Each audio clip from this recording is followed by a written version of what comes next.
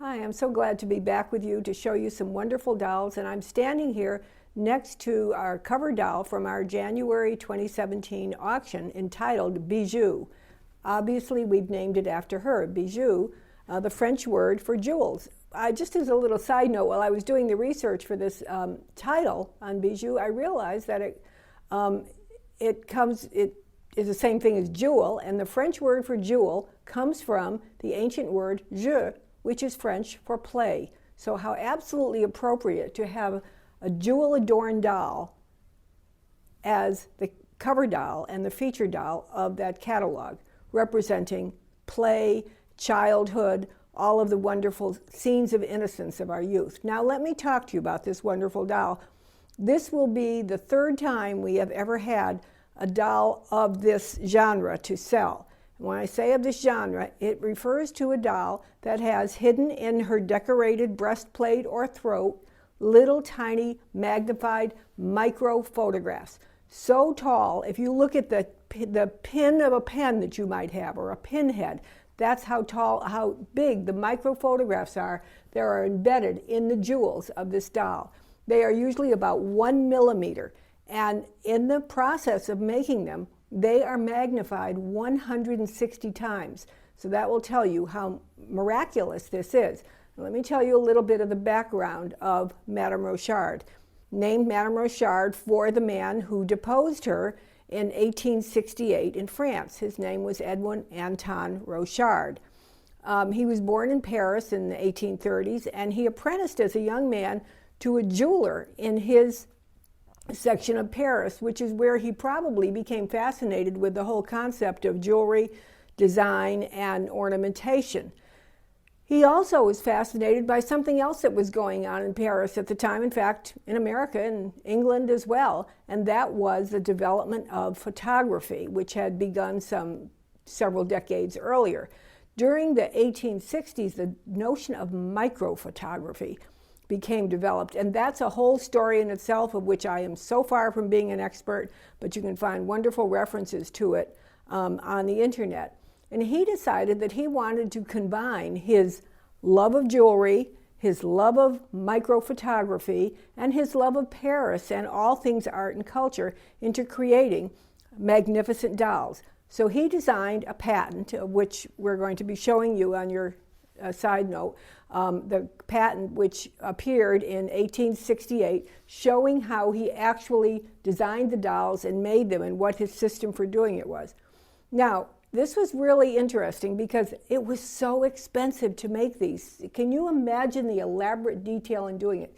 He used a classic doll, probably made by one of the French doll makers of the time, Theriault, Blampeau, with very distinctive swivel neck on the flat cut neck, with a patent design by someone else that only allowed the doll to turn realistically side to side, and not that crazy all-around twirl that some dolls have, but very beautifully done doll, very large size. And then he designed it with necklaces. Now, of the ones we've had, the two others that we've had, one of them had a single jewel in her breastplate, and much smaller, maybe about this size, so not nearly as complicated. And the other one sold probably we sold it 25 or 30 years ago, and not nearly as elaborate as this. You would wonder, with such a unique and fabulous doll, what was the background of the doll? Why did he make them, and why did he make so few? Probably a lot of it lies in the history of France at the time. A lot of it lies in simply the expensive and luxury nature of creating this doll. It was so extraordinary, and so much work went into it. And we're showing you a photograph of the inside of the head, so you can see the construction of how these photographs were actually put into the head. And you also can see, when you're looking at that, his signature on there, which he signed. Every one we've ever found has had this signature inside. Now, what about this? 1870, 1868, 1867, a pivotal date in France. That was the year of the International French Exposition. It was probably the high note of the Napoleon III, Empress Eugenie era, when everything that they had done to make Paris splendid again was being celebrated at this exposition. and made everyone so proud of France and also so intrigued by all of these new technological advances that were forthcoming at that time, including microphotography.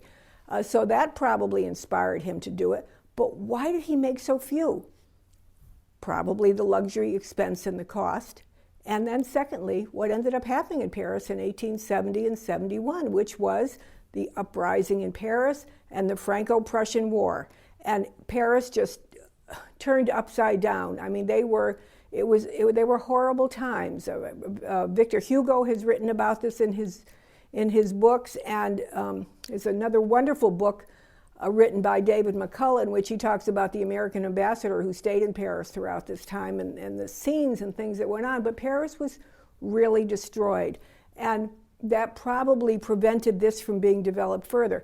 After he deposed his doll, we never have heard any more of Mr. Rochard. We don't know where his life went after that, but he made this incredible doll. Now, you wonder what's in there? 28 jewels, you can count them, and in that, 24 still retain the original micro photographs. They include a panorama of the Louvre. They include one of the pavilions at the Fontainebleau. They include the Porte de Havre.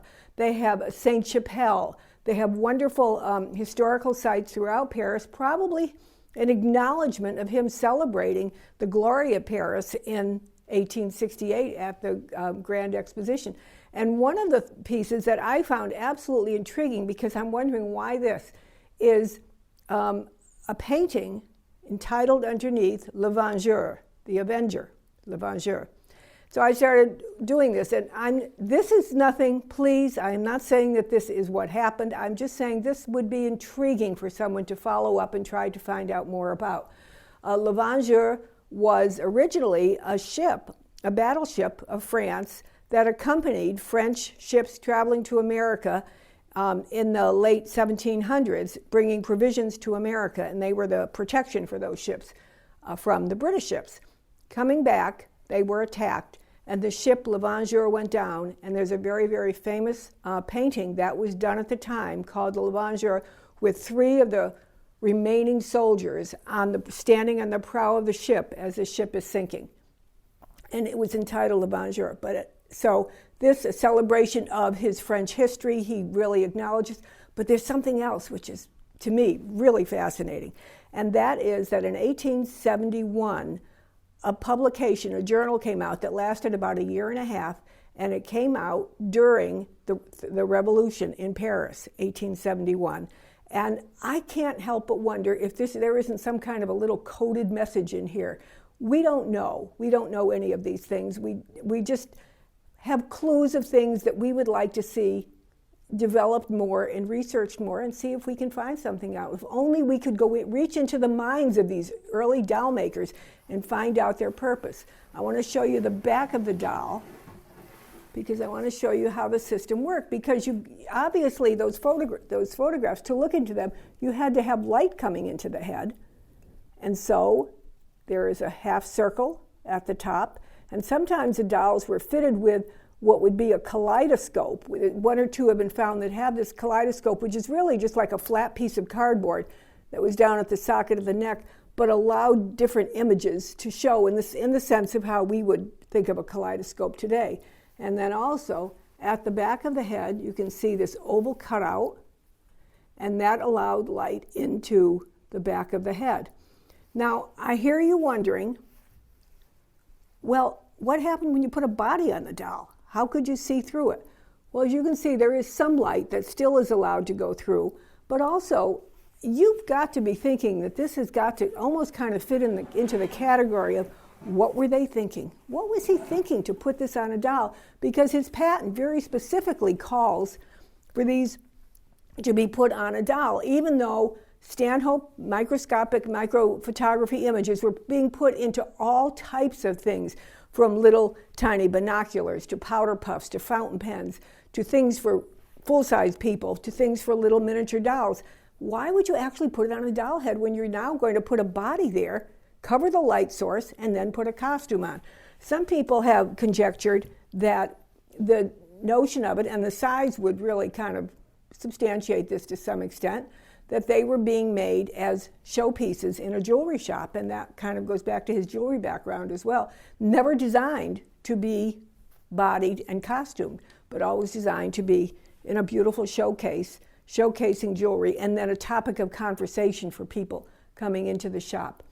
At any rate, Lady Rochard, remarkable for her rarity, remarkable for her beauty, remarkable for her fascinating historical background and historical interest.